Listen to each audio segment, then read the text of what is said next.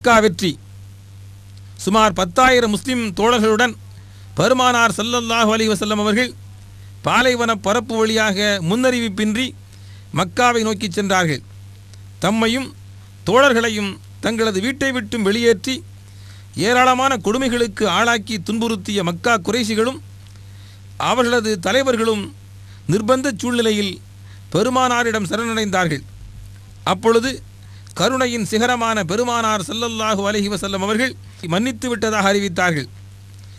அவர்களது மதத்திற்கும் நம்பிக்கைக்கும் ஏற்ப வாழ அவர்களுக்கு சுதந்திரம் அளித்தார்கள். வாளால் தான் இஸ்லாம் பரப்பப்பட்டது என்பது பொய்யான கருத்தாகும் என்று நிரூபித்த ஏராளமான நிகழ்ச்சிகளில் ஒன்றுதான் இது. மதத்தின் பெயரால் உங்களிடம் போரிடாத முஸ்லிம் அல்லாத அனைவருக்கும் நன்மையே செய்ய வேண்டும், நீதம் நிலைநாட்டப்பட வேண்டும் என்றும் அத்தியாயம் 60 மும்தஹினா 8ஆம் வசனத்திலும் அல்லாஹ் அல்லாத தெய்வங்களை அழைத்து பிரார்த்தனை செய்பவர்களை நீங்கள் ஏசக்கூடாது என்பதை அத்தியாயம் 6 வசனம் 108 அல்லாஹ் முஸ்லிம்களுக்கு கட்டளையிடுகிறான்.